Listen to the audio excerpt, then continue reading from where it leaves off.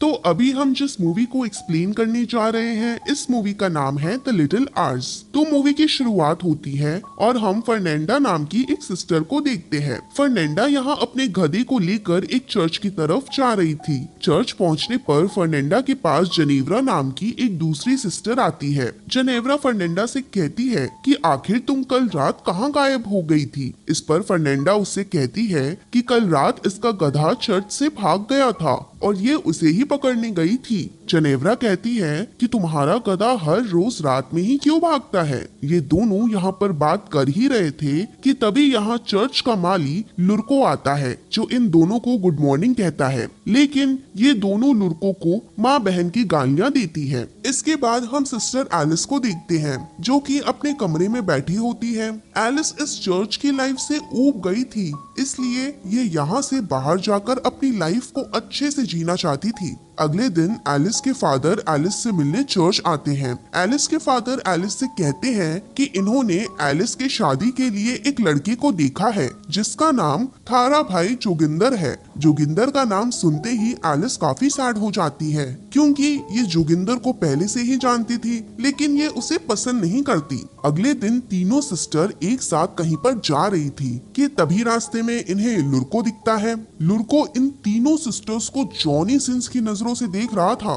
तीनों सिस्टर को जब इसके बारे में पता चला, तब तीनों मिलकर लुर्को की धुलाई कर देते हैं। इसके बाद हम फादर टोमेसो को देखते हैं, जो सिस्टर्स के द्वारा बनाए गए कपड़ों को बेचने के लिए चोर बाजार की तरफ निकल पड़ते हैं। फादर को रास्ते में लुर्को मिलता है। लुर्को फादर टोमेसो से कहता है कि अब ये इस चर्च में काम नहीं करेगा, क्योंकि चर्च की सिस्टर इसे बेरहमी से मारती हैं। इसलिए ये चर्च का काम छोड़कर यहाँ से जा रहा है। फादर टोमेसो लुर्को को मनाने की काफी कोशिश करते हैं, बट लुर्को इनकी कोई बात नहीं सुनता और यहाँ से चला जाता है। इसके बाद हम ब्रूनो नाम के एक छोटे राजा को देखते हैं, जो अपनी बीवी फ्रांसिस के साथ में डिनर कर रहा था। ब्रूनो अपनी बीवी को अपने दुश्मन राजाओं के बारे में बता रहा था, लेकिन फ्रांसिस ब्रूनो की बातों पर ध्यान नहीं देती, क्योंकि ये अपने नौकर मसीटो को देख रही थी। दरअसल फ्रांसिस और मसीटो का पहले से ही संबंध बना था, इसलिए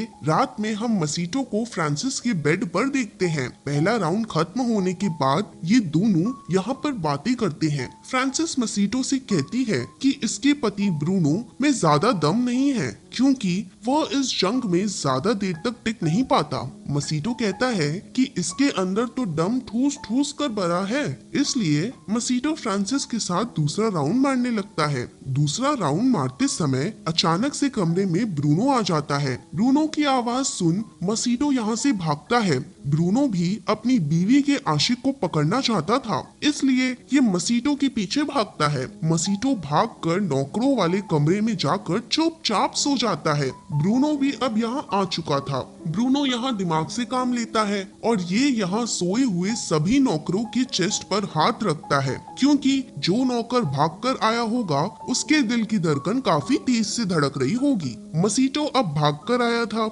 इसलिए इसके दिल की धड़कन काफी तेज होती है, लेकिन अंधेरा होने की वजह से ब्रूनो मसीटो का चेहरा नहीं देख पाता। ब्रूनो यहाँ फिर से दिमाग लगाता है और ये मसीटो के थोड़े से बाल को काट लेता है, ताकि सुबह होने पर इसे पता चल जाए कि ये कौन था। ब्रूनो के जाने के बाद मसीटो भी यहाँ अपना नौकर वाला दिमाग लगाता है और ये कमरे में मौजूद सभी नौकर के बालों को काट देता है। अब सुबह हो चुकी थी और ब्रूनो सभी नौकर को बुलाता है। ब्रूनो उस नौकर को ढूंढता है जिसका इसने कल रात में बाल काटा था, लेकिन ये देखता है कि इसका तो यहाँ पर चूतिया कट चुका है, क्योंकि यहाँ तो सभी नौकर के बाल कटे हुए थे। ब्रूनो यहाँ अपनी बीवी के आशिक को नहीं पकड़ पाता। कुछ समय बाद फ्रांसिस मसीटो के पास आती है। फ्रांसिस खुले आसमान में मसीटो को जबरदस्ती चूमने लगती है। इस नजरिए को दूर खड़ा ब्रूनो भी देख रहा था। ब्रूनो अपने आदमी से मसीटो को कैसे भी करके पकड़ने के लिए कहता है, लेकिन मसीटो अपनी जान बचाने के लिए यहाँ से भाग जाता है। जंगल में भागते भागते मसीटो फादर टोमेसो को देखता है। फादर टोमेसो नशे में थे, जिसकी वजह से उसके सारे कपड़े नदी में बह रहे थे। मसीटो यहाँ फादर टोमेसो की मदद करता है, जिसकी वजह से टोमेसो इससे काफी खुश होता है। फादर टोमेसो मसीटो को अपने साथ चर्च में लेकर आने लगते हैं। रास्ते में फादर टोमेसो मसीटो से कहते हैं कि चर्च में तुम्हें गूंगा बहरा बनकर रहना पड़ेगा, नहीं तो चर्च की सिस्टर्स तुम्हें काफी परेशान करेंगी। चर्च में टोमेसो मसीटो के बारे में सिस्टर मारिया को बताता है और कहता है कि ये एक गूंगा बहरा आदमी है जो जंगल में भटक रहा था, इसलिए ये इसे यहाँ पर लेकर आया है ताकि ये लुर्को की जगह पर काम कर सके। मारिया मसीटो को गूंगा बहरा समझकर उसे काम पर रख लेती है। अगले दिन मसीटो अपना काम कर रहा था कि तभी यहाँ सिस्टर फर्नेंडा भागते हुए मसीटो के पास आती है। फर्नेंडा हथियार लगाकर मसीटो को उसके बारे में पूछती है। दरअसल इन सिस्टर्स को मसीटो के बारे में कुछ भी नहीं पता होता। तभी सिस्टर मारिया यहाँ आती है। मारिया इन्हें बताती है कि ये इनका नया माली है जिसका नाम मसीटो है और ये एक गूंगा बहरा है। मारिया की बात सुनकर ये लोग मसीटो को छोड़ देती है। एक दिन जब मसीटो अपना काम कर रहा था तब उसके पास सिस्टर एलिस आती है।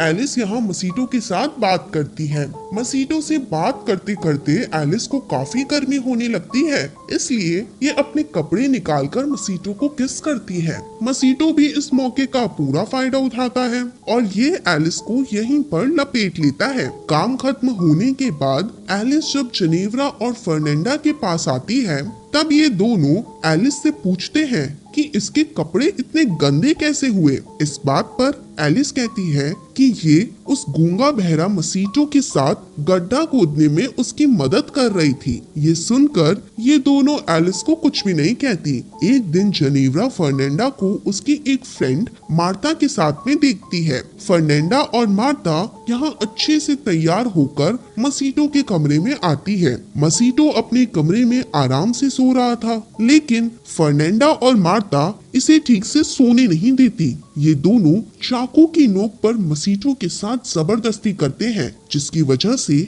मसीटो को भी ये सब ठीक लगता है और ये यहाँ चुपचाप इनसे मजे ले रहा होता है। अगले दिन चर्च में बिशप आता है, इसलिए टोमेसो और मारिया बिशप को चर्च में घुमाने लेकर जाते हैं। उधर मौका पाकर मसीटो एलिस के कमरे में आता है। मसीटो यहीं कमरे में घुस के एलिस के साथ गपागप करने लगता है। ये दोनों गपागप कर ही रहे थे कि तभी कमरे में एक बूढ़ी नन आ जाती है। इस नन को देखते ही मसीटो की आवाज निकल जाती है, जिसकी वजह से एलिस को यहाँ पता चल जाता है कि मसीटो गूंगा बहरा नहीं है। एलिस जल्दी से अपने कपड़े पहन लेती है और ये उस बूढ़ी नन की मदद करने लगती है। मसीटो भी यहाँ बेड के नीचे छुप जाता है। मसीटो की किस्मत काफी अच्छी थी क्योंकि उस बूढ़ी नन ने इसे एलिस के साथ गपागप करते हुए नहीं देखा था। मसीटो यहाँ से निकलने वाला था कि तभी कमरे में बिशप और मारिया आ जाते हैं, जिसकी वजह से मसीटो को फिर से बेड के नीचे छुपना पड़ता है।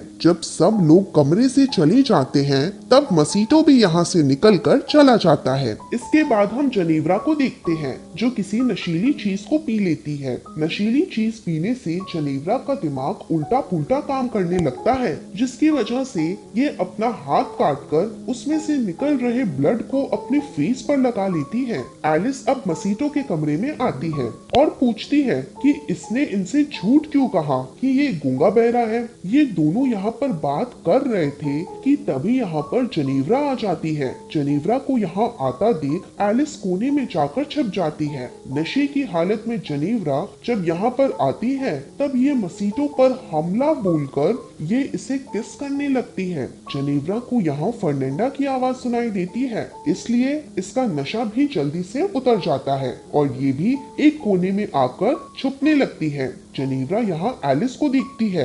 एलिस को यहाँ देखकर जेनेवरा काफी हैरान भी होती है। अब फर्नेंडा यहाँ चाकू की नोक पर मसीटो को किडनैप करके उसे जंगल में लेकर आती है। एलिस और जेनेवरा भी फर्नेंडा का पीछा करते हुए जंगल में आ गए थे। जंगल में आकर ये दोनों देखते हैं कि जंगल के बीचों बीच में कुछ जंगली चुड़ैल आग जलाकर किसी तरह का रिचुअल कर रही थी। यहाँ पर मसीटो बंधा हुआ था, जिसकी वजह से जेनेवा यहाँ समझ जाती है कि वो लोग मसीटो की यहाँ बलि चढ़ाने वाले हैं। फर्नेंडा और मार्ता मसीटो को मारने ही वाले थे कि तभी जेनेवा और एलिस यहाँ पर आ जाती है। एलिस फर्नेंडा को मसीटो को मारने से रोकती है, लेकिन ये दोनों यहाँ पर लड़ रही थी कि तभी मसीटो इन्हें अपने बारे में बताता है। मसीटो कहता है कि ये गूंगा बहरा नहीं है। उधर जेनेवा भागकर चर्च में आती है और ये यहाँ चिल्ला कर चर्च में सभी लोगों को एक जगह पर इकट्ठा करती है।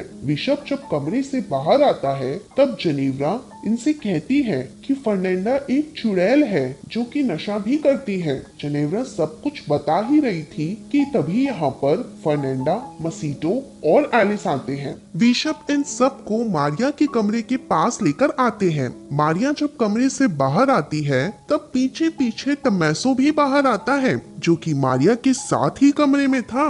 मारिया और टोमेसो को एक साथ देखकर सबका दिमाग घूम जाता है। सुबह होने पर बिशप सबको सजा देता है। बिशप टोमेसो को एक मॉन्क बनाकर दूसरे चर्च में भेज देता है जहां केवल आदमी ही रहते हैं। मसीटो को भी वापस से उसके राजा ब्रूनो के पास भेज दिया जाता है, जिसकी वजह से ब्रूनो मसीटो को कैद कर लेता है। इसके बाद हम उन तीनों सिस्टर्स को देखते हैं जो आपस में बात करके एक दूसरे को सॉरी बोल रही थी। इन तीनों को यहाँ मसीटो की काफी याद आ रही थी। उधर मसीटो जब कैद खाने में था तब ब्रूनो इसके पास आता है। ब्रूनो कहता है कि ये मसीटो को यहाँ तड़पा कर मारेगा। ब्रूनो बताता है कि इसने अपनी बीवी फ्रांसिस को जानवरों के साथ में बांध कर रखा है, इसलिए ये जब चाहे तब उसे मार सकता है। रात में एक कछुआ कैद खाने में आता है। इस कछुए के ऊपर मोमबत्ती लगी थी, इसलिए सैनिक इस कछुए को देखने लगता है।